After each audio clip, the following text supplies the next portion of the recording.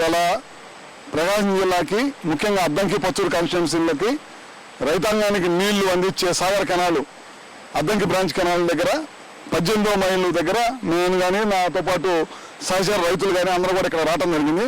మా జిల్లాకి ఇక్కడ నుంచి నీళ్ళు వస్తూ ఉంటాయి అన్నమాట.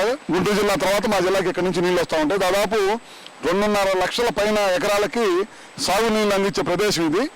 నిత్యం కూడా మేము రైతులు అందరం కూడా ఇక్కడికి వచ్చి నీళ్ళ కోసం పోరాటం చేస్తూ ఉంటాం. ఇక్కడ నుంచి అనమాట మన ప్రకాశం జిల్లా రైతాంగానికి నీళ్ళు అందే కార్యక్రమం. ఇప్పుడు సాక్షి వాళ్ళు ఏర్పాటు చేసిన విఐపి రిపోర్ట్ ద్వారా కొంతమంది రైతాంగాన్ని కలిసి ఈ సంవత్సరం వ్యవసాయ పరిస్థితులు ఎలా ఉన్నాయి, సాగునీళ్ళు మన జిల్లాకి మా కాన్స్టిట్యున్సీలకి ఎలా నీళ్లు వచ్చినాయి అనేది రైతాంగాన్ని దగ్గరికి వెళ్ళి కొంతమేరకు రైతుల ద్వారా నిజాలు తెలుసుకునే ప్రయత్నం చేసే కార్యక్రమం. ఈ కార్యక్రమం ద్వారా మేము రైతుల దగ్గరికి వెళ్తా ఉన్నాం ఇప్పుడు అందరం కూడా.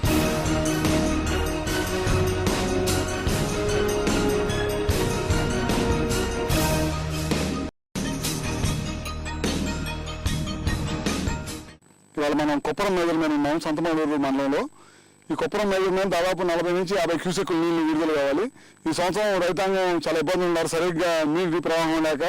రైతాంగం ఇప్పుడు దాకా కూడా వ్యవసాయ భూముల్లో ఇంకా విత్తనాలు పోయిక నారులు పోయిక చాలా ఇబ్బందులు ఉన్నారు. ఒకసారి రైతుల్ని ఇక్కడికి వచ్చి ఈ కాలం కట్టుమైన రైతులను అడిగి వాస్తవ పరిస్థితులు ఏందో రైతాంగాన్ని తెలుసుకునే ప్రయత్నం చేద్దాం. ఇక్కడ మిర్చి వేసాం సార్ ఈ కాలం మీద. మాకు నీళ్లు సరిగ్గా లేక చాలా పడి మొక్కలు పెట్టాయి సార్. నీళ్లు పట్టుకోవటం కూడా అవకాశం లేకుండా పోయింది. నీరేమో 2 రోజులు వస్తే 2 రోజులు ఆపుతున్నారు సార్. సరిగ్గా ఇన్ఫో కూడా కరెక్ట్ లేక ఎవరిని అడిగినా ఎవరు రెస్పాన్స్ కాకుండా చెప్తున్నారు సార్.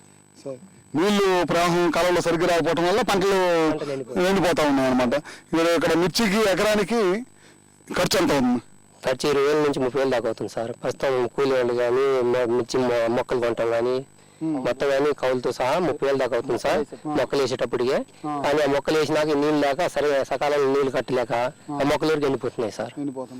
దీని గురించి మేము చాలా మంది ఎవరిని అడిగినా ఇవాళ వస్తే రేపు వస్తాయి అని చెప్పడం కానీ ఒక రోజు నీళ్ళు వచ్చేటప్పటికి ఇంకా 2-3 రోజులు దాకా ఆగిపోతున్నాయి సార్. మళ్ళీ పై నుంచి వచ్చేటప్పటికి మళ్ళీ ఎట్లా కాలువ వదిలిపెట్టుగా నుంచి సరిగ్గా వారం రోజులు ఒక్కసారి కూడా రాలేదు సార్ ఈ కాలువ. అట్లానే మరో రైతు ఉన్నాడు ఇక్కడ. ఆ రైతు ద్వారా కూడా ఆయన ఏం పొలం వేశాడు, ఏం చేశాడు, ఏ ఊరు ఏందనేది తెలుసుకునే ప్రయత్నం చేద్దాం. నా సజ్జాపురం అండి. నేను మామూలుగా నారు వేసాను. నా సొంత పొలం 14 ఎకరాలు ఉంది. నేను ఇంకా 4 ఎకరాలు కౌలుకి వేస్తాను. నారు వేసి ఇప్పటికి 50 రోజులు అయింది. ఇంతవరకు నీళ్లు సక్రమంగా రాలేదు. పొద్దునేమో నారుమళ్ళకి కూడా ఇబ్బందిగా ఉంది. ఈ 2 రోజులు వర్షం పట్టడం వల్ల నారుమళ్ళు తడిచినాయి. కనీసం ఒక్కరోజు కూడా కిందకు వచ్చిన పాపాన్ని పోలేదు ఈ కొప్పరం మేజరు. పోతే దీని మీద మామూలుగా కనీసం లస్కర్లు పర్యవేక్షణ కూడా సరిగా లేదు. నార్లు ముదిరిపోతున్నాయి, ఏం చేయాలని అర్థం కావట్లేదు. సాధారణ ఆధునికంగా చేశారు కదా, దానివల్ల ఏమైనా ఉపయోగం ఉందా? 35 కిలోమీటర్లు చేశారు. పోయిన సంవత్సరం శుభ్రంగా అదంతా సిల్ట్ లాగేసాము. మా సొంత ఖర్చులు కొన్ని ఎమ్మెల్యే గారు క్లీన్ పంపిస్తే ఇంకా మామూలుగా కొన్ని కట్టారు, డ్రాపులు కట్టారు, కట్టి వదిలేసి వెళ్ళారు. మామూలుగా ఇంకేం ఇది కాలేదు సార్. దాదాపు రాజశేఖర రెడ్డి గారు ముఖ్యమంత్రి టైంలో దాదాపు చాలా పెద్ద ఎత్తున ఈ సాగర్ భూములన్నీ కూడా లైనింగ్ చేసి నీళ్లు రైతుల చివరి భూములు కూడా నీళ్లు అందాలనే ప్రయత్నం చేసినా ఆ ప్రయత్నం ఫలితం దక్కలేదు. ఈ కాంట్రాక్టులో సరిగ్గా చేయడం వల్ల, అరకొర పనులతోటి చేయడం వల్ల నీళ్లు సరిగ్గా అందలేదు. అందుకని రైతులే కాలువలో మిషన్లు పెట్టి రిపేర్ చేయించుకొని కొంతవరకు నీళ్ళు అందే విధంగా ప్రయత్నం చేసుకున్నారు. మహిళా రైతు కూడా మనకి ఇక్కడ తగిలారు. ఆమె ద్వారా కూడా కొన్ని వాస్తవ పరిస్థితులు, వ్యవసాయం గురించి కొన్ని వాస్తవ పరిస్థితులు తెలుసుకున్నాము. మీ పేరు ఏందమ్మా, మీ ఊరు ఏంది? ఏల్చూరు మాది. రమీజున్ పేరు. మీ పేరు? ఈ సంవత్సరం ఏం పొలం వేసావు? పత్తి వేసామండి మేము. నీళ్లు సరిగా అందక కాలువ రాక పోయినం లేదు. ఏ పంట కూడా లేదు. ఈ సంవత్సరం పత్తి పెద్ద ఆశగా లేదు. బాగలేదు అసలు. పెట్టుబడి ఎంత పెట్టావు? ఎకరానికి 40,000 అడిగింది. 6 ఎకరాలు వేసాం మేము. అట్టుంది. లోన్ ఇచ్చారా బ్యాంకు వాళ్ళు లేకపోతే ఎట్లా? లోన్ ఇవ్వలేదు, ఏం లేదు. మేమే వడ్డీలు తీసుకొచ్చి కట్టి వేసాము. మరి కొంతమంది రైతులు అట్లనే మనకి సంబంధించిన సజ్జాపురం సొసైటీ ప్రెసిడెంట్, అట్లనే సజ్జాపురం ప్రెసిడెంట్, వీళ్ళందరూ కూడా మనకి కాలమైన కనపడటం జరిగింది. వాళ్ళ ద్వారా కూడా కొన్ని విషయాలు ఎట్లా ఈ సంవత్సరం రైతాంగానికి రుణాలు ఏ విధంగా అందుతున్నాయి, ఎరువులు ఏ విధంగా ఉన్నాయి అనేది కూడా అడిగి తెలుసుకున్నాం. ఈ సంవత్సరం ఎరువులు వ్యవసాయ రైతులకి ఎరువులు ఏ విధంగా అందుతున్నాయి, మార్కెట్లో సొసైటీల ద్వారా కానీ అదేవిధంగా మార్కెట్లో ఎరువులు కొట్ల ద్వారా కానీ రైతులకి సక్రమంగా సరైన రేటుకి ఎరువులు అందుతున్నాయా లేదా? యూరియా అయితే ఇంతవరకు దాదాపుగా చాలా తక్కువగా వచ్చిందండి. మామూలుగా మా సొసైటీకి 1-2 లోడ్లు తప్పించి ఒక 20 టన్నులు తప్పించి ఇంతవరకు రాలేదు. చాలా ఎక్కువ అవసరం ఉండి కూడా రాలేదు. మరి పోతే రైతు రుణాలు కూడా మార్కెట్లో యూరియా రేటు మార్కెట్లో ఎంత ఉంది, అట్లానే బయట మనకి ఎంతకు రావాలి, ఎంత ఉంది? బయట మార్కెట్లో 370, 380 రకరకాలుగా 400, 500, 450 అట్లా అమ్ముతున్నారు. 284 అమ్మాల్సింది దాదాపు 450 రూపాయలు రైతుకి అదనంగా బస్తాకి 200 రూపాయలు అధిక రేటుతో కొనాల్సి వస్తుంది. యూరియా కొరత చాలా పెద్ద ఎత్తుకుందని చెప్తున్నారు. మేము కూడా మొన్న 2-3 రోజుల క్రితం మంత్రి గారితో కూడా మాట్లాడాను. మనకు 15,000 టన్నులు యూరియా రావాల్సింది కేవలం 3,000 టన్నులే వచ్చిందన్నమాట వాస్తవం. అట్లానే మనం మంత్రి గారు కూడా మన జిల్లా అధికారితో కూడా మాట్లాడినప్పుడు వాస్తవ పరిస్థితులు ఒప్పుకున్నాడు. నిన్న ఒక ర్యాక్ వచ్చింది, ఇవాళ ర్యాక్ వచ్చింది. తప్పకుండా సదాపురం సొసైటీకి రేపు నుండి మాట్లాడి జేడీ గారితో ఇంకొద్ది ఎక్కువ ఎరువులు ఇప్పిస్తాను. అట్లానే ఇప్పుడు ఈ రుణాలు ఉన్నాయి. ఇప్పుడు మనకి వ్యవసాయానికి పెట్టుబడుల సీజన్ వచ్చి దాదాపు ఇప్పటికే చాలా రోజులు 4-5 నెలలు అయింది. జూన్ మాసంలో, జూలై మాసంలో మన వ్యవసాయం స్టార్ట్ చేస్తాము. మరి ఇప్పటిదాకా మరి పంటలకి దాదాపు ఇప్పుడు నాట్లు వేసుకోవడం కానీ, ఎరువులు ఖర్చు పెట్టడం కానీ ఇంత పెద్ద ఎత్తున జరిగింది. ఇవన్నీ బ్యాంకుల ద్వారా వచ్చినాయా, లేకపోతే రైతాంగం ఏ విధంగా చేశారు? ఇంతవరకు రుణాల గురించి ఒక స్పష్టమైన ఆదేశాలు అంటే ఏం లేవండి. బ్యాంకుల్లో కూడా వేరే లోన్లు ఇచ్చేదానికి ఇంతవరకు ఏమి లేదు, అవకాశం లేదు. అంటే ఈ సంవత్సరం ఒక్క లోన్ కూడా బ్యాంకు వ్యవసాయ రుణం అనేది ఇప్పుడు ఇవ్వాలి. ఈ సంవత్సరం పంట సీజన్కి వ్యవసాయ రుణాలు అందరూ ఒక్క లోన్ కూడా ఇంతవరకు వ్యవసాయ రుణం అనేది మా సహకార బ్యాంకులో కానీ లేదా సిండికేట్ బ్యాంకు మా సంతమాలూరు బ్రాంచ్లో కానీ ఎక్కడ కూడా ఇంతవరకు ఒక్క రైతుకి ఒక వ్యవసాయ రుణంగా ఇచ్చింది లేదు. మరి పోతే సహకార సొసైటీ వాళ్ళు గత 10 రోజుల నుంచి వడ్డీలు కట్టాలని చెప్పేసి తిరుగుతున్నారు. లేకపోతే మీకు 13% వడ్డీ పడుతుంది అని చెప్పేసి. ఇప్పుడు ఒకటండి మేము అడిగేది, సహకార రుణాలు సహకార రుణాలైనా ఏదైనా ఒక కుటుంబానికి 1,00,000 రుణమాఫీ అన్నప్పుడు మార్చి లోపు రుణమాఫీ అయిపోయేటప్పుడు ఇంకా మళ్ళీ వడ్డీ కట్టేది ఏంటండి? మేము కట్టాలనా? అవసరం లేదు కదా. మరి ఇంక ఇప్పుడు వీళ్ళు మళ్ళీ మీకు వడ్డీ ఎక్కువ పడుతుంది అనేది అసలు రుణాలు రద్దు అయిపోయినాక ఇంకా అసలు ఎట్లా వస్తుంది? ఇంతవరకు లిస్టులు ఫైనల్ కాకుండా ఏమి లేకుండా వీళ్ళు వడ్డీలు కట్టమని ఊర్లో రోజు గొడవ చేస్తున్నారండి సొసైటీ వాళ్ళు. అట్లానే ఇవాళ చూస్తా ఉన్నాం రైతుతో కూడా మనం మాట్లాడాం. సర్పంచ్ గారు ఈయనతో కూడా మాట్లాడితే నేను చెప్తానంటే ఇప్పుడు మనకి రుణమాఫీ అని ఆ రోజు ప్రభుత్వం ప్రకటించిన తర్వాత షరతులు లేకుండా రుణమాఫీ చేస్తా ఉన్నారు. తర్వాత ఎన్నో షరతులు పెట్టి రైతాంగాన్ని ఇబ్బంది గురి చేస్తా మళ్ళీ వడ్డీలు కట్టమని పదే చెప్తాం. ఒక పక్కన బ్యాంకులు లోన్లు ఇవ్వకపోవటమే కాకుండా రైతుల్ని మనస్తాపానికి గురి చేసే పద్ధతిలో ఇవాళ ప్రభుత్వం వ్యవహరిస్తుంది. దీనివల్ల రైతాంగం చాలా ఇబ్బంది పడతా ఉన్నారని చెప్పి కూడా రైతులు తెలియజేస్తా ఉన్నారు.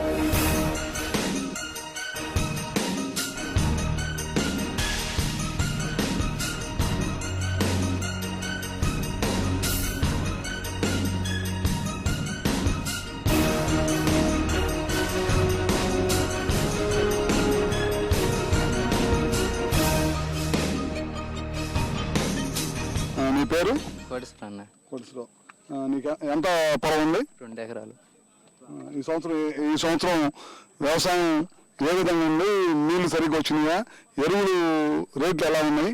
ఎరువులు మటుకు బాగా రేట్లు పెరిగినాయి అన్న. యూరియా ఎంత ఉంది? 400 రూపాయలు ఉందన్న. 400 రూపాయలు.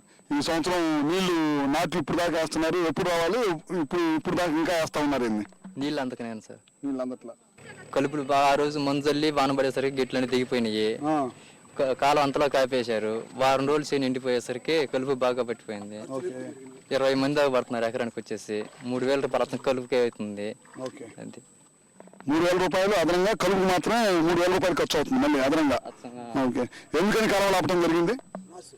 నాసు ఎక్కువగా ఉందని చెప్పి దమ్ము చక్రాలతో దొక్కియాలని చెప్పి ఆపారు సార్. ఓకే.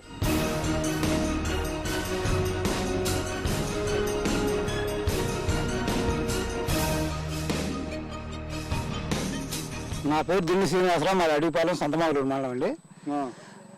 ఈ సంవత్సరం కాలం 2 నెలలు లేటుగా వచ్చింది. 2 నెలలు లేటుగా రావటం రైతాంగం మరీ విపరీతమైన నీళ్లు రాకపోవడం కానీ ఇబ్బందికరంగా ఉంది. అదిగాక వచ్చినాక మళ్ళీ ఒక 10 రోజులు నాజని అదని ఇదని రైతాంగాన్ని కాలం ఆపేసేసి ఇబ్బంది పెట్టారు. దానివల్ల రైతాంగానికి 10,000 రూపాయలు ఎక్స్ట్రా ఖర్చులైనవి. కలుపులు పెంచేది ఎకరానికి 20 మంది 25 మంది ఆపడుతున్నారు. ఒక్కొక్క మనిషికి వచ్చేసి 150-175 రూపాయలు కూలి అంటున్నారు. రైతుకి దానివల్ల 10,000 రూపాయలు ఖర్చు పెరిగింది. కౌలు రైతు అల్లాడిపోతున్నాం. బ్యాంకుల్లో మరి ఈ విధంగా ఉంది. బ్యాంకులు రుణాలు ఇచ్చిన పాపాన బాగా మరి ఆ పాస్ పుస్తకాలు అనేవి ఈయన ఇబ్బంది పెట్టడం రైతాంగానికి మరీ దారుణం అయిపోయింది. దానివల్ల రైతాంగం మరీ స్థితికి దిగజారిపోతుంది. అది ఇప్పుడు ఈ సంవత్సరం ఎన్ని ఎకరాలు వేసావు పొలం? నేను 4 ఎకరాలు మాగాడేసా, 2 ఎకరాలు పత్తి వేసా. ఆ పత్తి ఎత్తేనే పరిస్థితులు బాగాలేక ఇప్పుడు వర్షాలు పడ్డాయి, 2 నెలలు లేటుగా పడ్డాయి. దానికి ఆ లద్దె పురుగు కానీ అవన్నీ అక్కడ విపరీతమైన పురుగులు వచ్చేసింది. రైతాంగం పూర్తిగా నష్టపోయే ఆలోచన ఉన్నారు. ఈ సంవత్సరం మీకు ఎరువులు ఏ విధంగా దొరుకుతున్నాయి? ఎరువులు కూడా ఇబ్బందికరంగానే, వీడియో బయటకు పోతే 400 అంటున్నారు, బయట ఇచ్చే పాప 400 రూపాయలు కట్ట.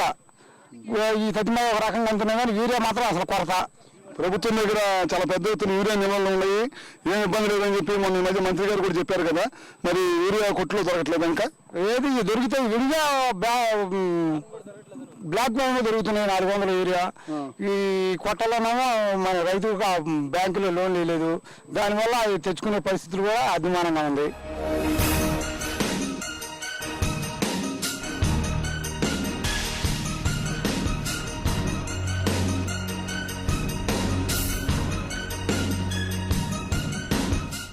ఈ సంవత్సరం పత్తి పంట ఎలా ఉంది?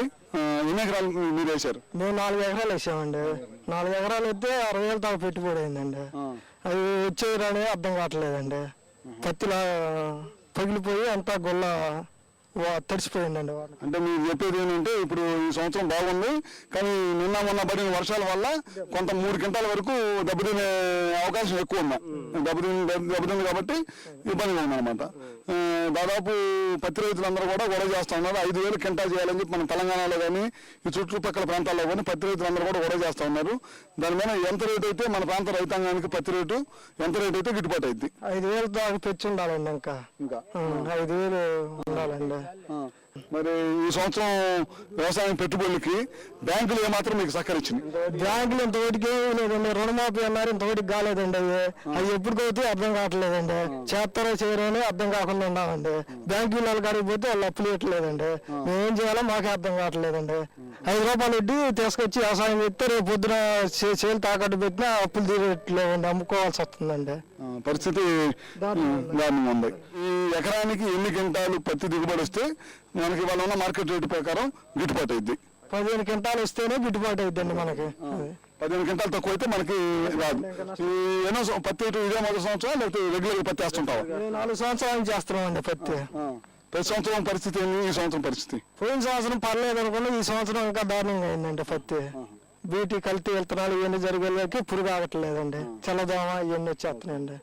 గతంలో కూడా ఒకసారి నేను ఈ సంవత్సరం అసెంబ్లీ బిగినింగ్ లో కూడా మన జిల్లాకు సంబంధించిన రైతాంగం నకిలీ విత్తనాల వల్ల ఇబ్బంది పడుతుందనేది కూడా ప్రభుత్వం దృష్టికి తీసుకురావడం జరిగింది.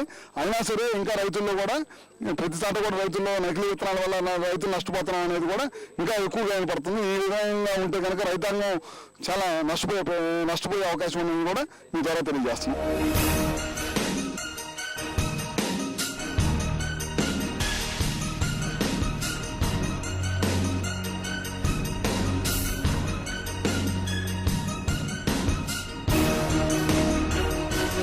వాళ్ళ కొమ్మాలపాడు గ్రామంలో మన మిర్చి పొలాల్లోకి వాళ్ళ రావటం జరిగింది. ఇక్కడ చాలా మంది రైతులు, మహిళా రైతులు వీళ్ళందరినీ కూడా కలుసుకోవడం జరిగింది. వాళ్ళు మొదటిసారిగా వాళ్ళ పంట పండిన తర్వాత కోతలు చేస్తా ఇవాళ కొంత మిర్చిని కూడా తీసుకొచ్చి మనం చూపించడం జరిగింది. ఈ సంవత్సరం కొంతమంది రైతుల ద్వారా ఈ సంవత్సరం పంట ఎలా ఉంది, ఈ సంవత్సరం ఖర్చులు ఏ విధంగా ఈ సంవత్సరం బ్యాంకుల రుణాలు ఏ విధంగా ఇచ్చారో లేదు ఒకసారి కొంతమంది మహిళల ద్వారా మహిళా రైతుల ద్వారా తెలుసుకున్నాం. 3 ఎకరాలు వేసామండి. 3 ఎకరాలు వేసాం. ఈ సంవత్సరం ఖర్చులు ఎక్కువైనా తక్కువైనా? ఖర్చులు ఎక్కువ ఉంది, దిగుబడి తక్కువ ఉంది, ఖర్చులు ఎక్కువ ఉంది. రుణాలు ఏమి ఇవ్వలేదండి ఇంకా ఏం తీయలేదు. మహిళా మండలి కూడా ఏం తీయలేదు, మాకేం ఇవ్వలేదు ఇంకా. ఇట్లా మన మహిళా రైతుని ఇక్కడ పలకరించిన తర్వాత మహిళా రైతు 3 ఎకరాల మిర్చి తోట వేసామని చెప్తా ఉన్నారు. ఇప్పటిదాకా కూడా ఏ రుణం కూడా బ్యాంకు వాళ్ళు అందించలేదని చెప్తున్నారు. అదేవిధంగా ఈ సంవత్సరం పంట దిగుబడి తక్కువ, ఖర్చులు చాలా పెద్ద ఎత్తున ఖర్చులు అయినాయని చెప్తా ఉన్నారు రైతులు కూడా.